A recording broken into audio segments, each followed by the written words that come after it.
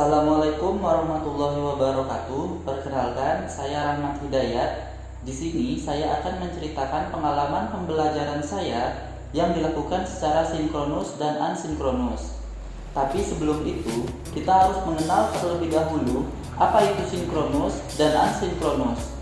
Sinkronus adalah komunikasi yang dilakukan secara langsung dengan menggunakan media seperti video call, Zoom meeting, dan lain-lain.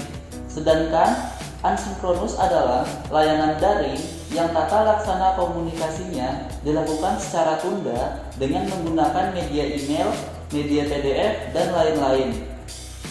Pengalaman yang saya rasakan saat pembelajaran asinkronus salah satunya adalah pada saat pembelajaran MOOC, di mana pada saat MOOC kita melakukan akses materi secara mandiri dan banyak mempelajari modul secara mandiri.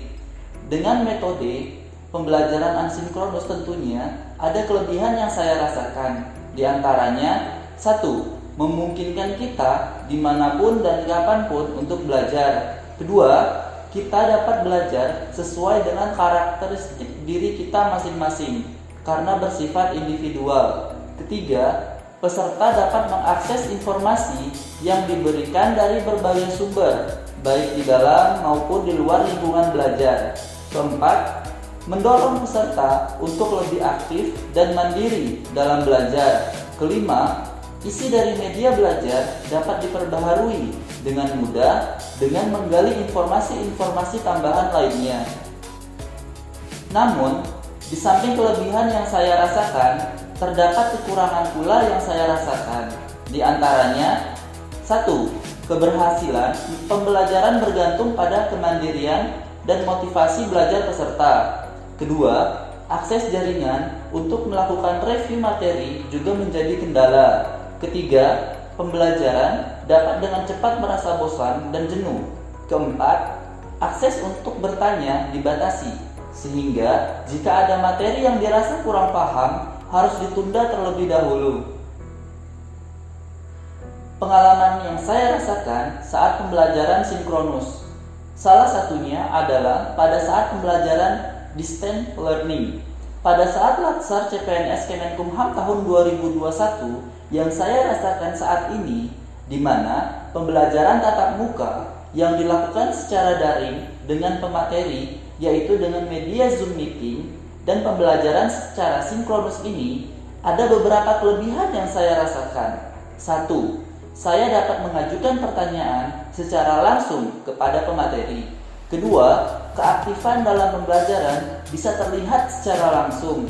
3. Bisa mendapatkan materi pembelajaran yang lebih maksimal dari pemateri sehingga tidak hanya berfokus pada isi modul saja.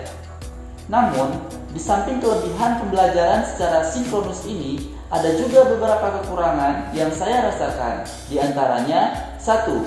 Akses internet yang kadang kurang stabil sehingga mengganggu dalam proses pembelajaran. 2. Waktu yang terbatas yang disediakan untuk belajar sehingga dalam satu pelajaran dirasa kurang memuaskan. 3. Pertanyaan yang dibatasi karena terbatasnya waktu pembelajaran.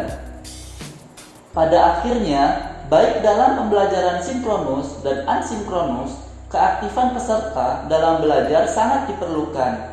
Keaktifan peserta untuk dapat mengakses materi secara luas tentunya dapat menambah pengetahuan peserta terhadap materi yang disampaikan. Jadi, tidak hanya berfokus pada modul yang sudah tersedia saja.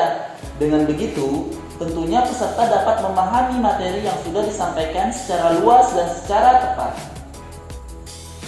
Adapun terkait materi agenda 3, pada materi manajemen ASN menjelaskan bahwa kedudukan ASN sebagai unsur aparatur negara yang menjalankan kebijakan yang ditetapkan oleh pimpinan instansi pemerintah dan harus bebas dari pengaruh dan intervensi semua golongan dan partai politik.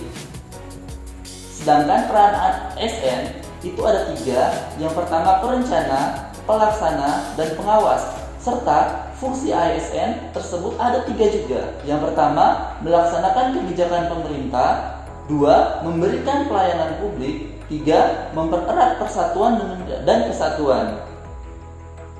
Pada materi Work of Government menjelaskan mengapa perlu adanya WOG, karena adanya dorongan publik dalam mewujudkan integrasi kebijakan, program pembangunan, dan pelayanan agar tercipta penyelenggaraan pemerintahan yang lebih baik.